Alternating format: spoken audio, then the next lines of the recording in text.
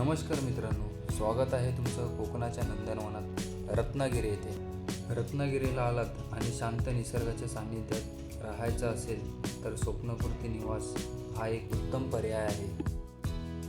हा आहे ऐतिहासिक थिवा पॅलेस. बर्माचे शेवटचे राजे थिवामिन यांचा हा राजवाडा रत्नागिरीच्या इतिहासाची साक्षी देतो. या पॅलेसमध्ये आपल्याला शिवकालीन मूर्ती इत्यादी वस्तू पाहायला मिळतात. इथे एंट्री फी आहे पर पर्सन 50 रुपये. अरबी समुद्राच्या काठावर अभिमानाने उभा असलेला रत्नदुर्ग किल्ला इतिहास, निसर्ग आणि समुद्र यांचा परफेक्ट संगम.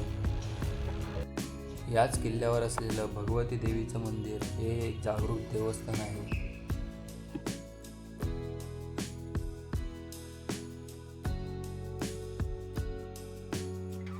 स्वातंत्र्य लढ्याचे थोर नेते लोकमान्य बाळ गंगाधर टिळक यांचे हे पवित्र वास्तव्य इतिहास आजही जिवंत वाटतो.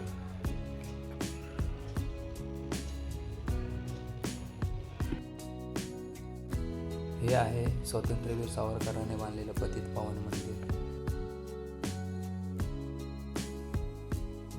हे भारतातील पहिले असे मंदिर आहे जे अस्पृश्यांसह सर्व जातींच्या हिंदूंसाठी खुले करण्यात आले. हे मंदिर सामाजिक समतेचे आणि जातीभेद निर्मूलनाचे प्रतीक मानले जाते. मंदिरात मुख्य देवता म्हणून लक्ष्मीनारायणाची मूर्ती आहे.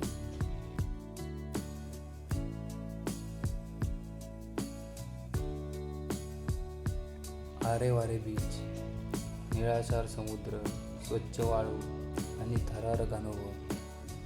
काळजी घ्या मित्रांनो, समुद्रकिनारी ड्रोन उडवताना जास्त काळजी घ्या. माझा ड्रोन इथेच क्रॅश झाला. जी आरेवारीची झिपलाईन आहे ती पहिली चेक करा, मगच ड्रोन उडवा. आणि ड्रोन क्रॅश झाला तर जास्त खर्च येत नाही, 20,000-1,000च खर्च येतो. तेवढं जर तुम्हाला परवडत असेल पाहिजे तिथे ड्रोन क्रॅश करा, काय हरकत नाही.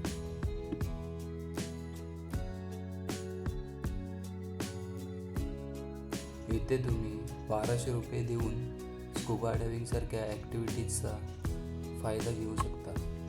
माझं बजेट कमी होतं म्हणून मी डायरेक्ट होडीमधून समुद्रामध्ये उडी मारली.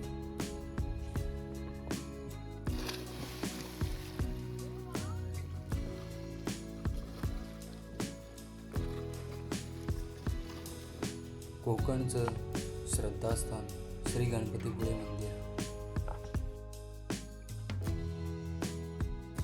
स्वयंभू गणपतीचं दर्शन आणि भक्तांसाठी सोयीस्कर भक्त निवास.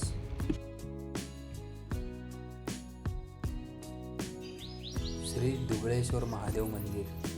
श्री गणपतीपुळे मंदिरापासून थोड्याच अंतरावर असलेलं श्री दुबळेश्वर महादेव मंदिर. शांततेचा अनुभव देणारं ठिकाण म्हणजे आपलं कोकण. तर हा व्हिडिओ आवडला असेल तर लाईक करा, शेअर करा आणि चॅनलला सबस्क्राईब करा. पुन्हा भेटूया एका नवीन प्रवासात.